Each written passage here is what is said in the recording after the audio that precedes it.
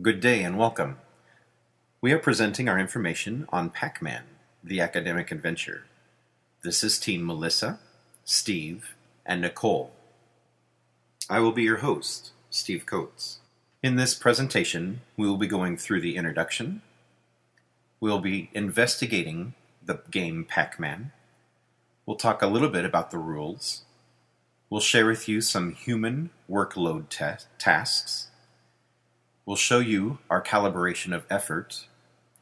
And finally, we'll share with you some of the information we've learned about Pac Man's influence.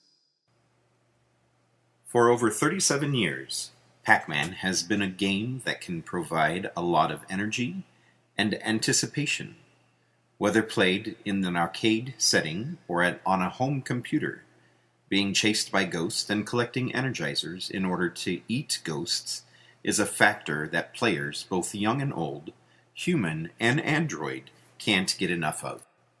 Pac Man is an easy game to learn, but a hard one to master. We chose this game because the many different strategies behind becoming an expert. We are eager to share with you what we have learned. Pac Man, released in Japan in 1980 and North America in 1981, was created by Japanese designer Teru Iwatani. What began as a video game distributed by Namco in Japan and Midway in North America inspired a cult following, including a restaurant-style arcade in Schaumburg, Illinois, whose name was modeled after the unattainable Level 257. Before the birth of Pac Man, Iwatani sought to design a game that would appeal to both male and female audiences. There are a few stories surrounding the inception of Pac Man, the most famous being that a 22-year-old student was looking at a partially eaten pizza.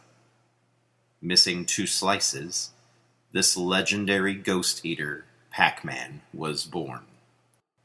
Since then, Pac Man has had multiple games and spin-offs created following his passion. Pac Man has been such a success over the years, multiple spin-offs and sequels have been created. Numerous game hardware have been offered, and it spanned many operating systems, including the Windows Smartphone 7. Human interaction within the game involves 2 instances: decision-making and action implementation. The user views a ghost and must decide an alternate path and then implement that decision using arrow keys. Recognizing that these are good tasks going away from the ghost or bad tasks going in the direction of the ghosts, the user continues by eating pellets or risks running into a ghost and losing a life. If the time needed to make the decision exceeds the speed in which the ghost is traveling towards Pac Man, this will result in Pac Man losing a life. Again, Pac Man rules includes attempting to eat all the pellets in the level without being eaten by the ghosts. There are larger flashing coins or pellets that Pac Man can eat, which will allow Pac Man to eat ghosts as he is being steered towards the ghosts. The rules and steps on the computer are: using the arrows, steer Pac Man to eat the pellets, avoiding the ghosts. After eating the big pellet, eat the ghosts for extra points. Repeat until 3 lives end, advancing levels when applicable. The task flow of the game and user process is depicted in this figure. The user starts the game, the first task being to avoid the ghosts as they appear. The second task being the user is attempting to eat the pellets, and the life ends each time the ghost eats Pac Man. This happens 3 times until all lives have been spent and the game is over. Simultaneously, during this sequence, the user is determining which way to steer Pac Man, either away from the ghosts or towards the ghost, after eating the large pellet and within the heightened sequence time. There are two distinct factors that separated our expert player from our novice player.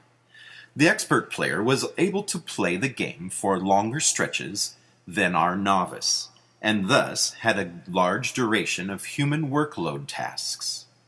Having played more frequently, they are able to interpret and speed up the decision-making process. The novice player was less familiar with the controls and would frequently press the wrong button, driving Pac Man in the wrong direction.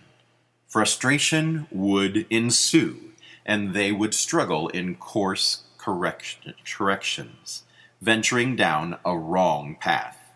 The expert was able to achieve a higher score during their performance. Here in this figure, the blue line represents the expert, and the yellow, the novice. You can see that the blue has higher success rates, as well as the yellow being lower and not as frequent success.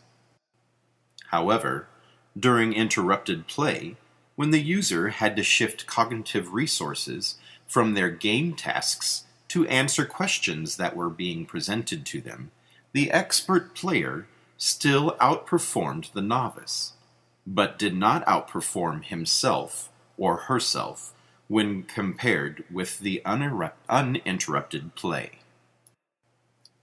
Pac Man is often spoke of as the pace setter for the golden age of arcade video games.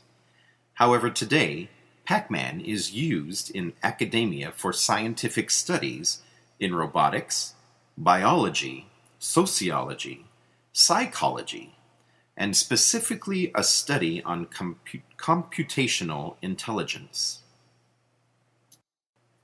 We observed a study by Rolfshagen and Liu studying the challenges of robots and computers to successfully complete various levels of Pac Man, adding distractions along the way. A second study challenged artificial intelligence to a rule-based approach in learning Pac Man. Their finding was that there needed to be a large amount of computation time to allow enough generations of algorithms to produce a good result, stating that the research didn't come close to capturing the variety of possible strategies used by humans in the full Pac Man game. Referencing study Gallagher and Ryan, 2003. Pac Man and its counterpoint, Miss Pac Man, has been used to develop reinforcement learning algorithms to display the efficiency in completing complex tasks. In Sitza and Lorentz study, the subject has to make a sequence of decisions dependent upon observations during the game. Subjects are challenged with a variety of distractions to challenge the learning. The study is from 2007.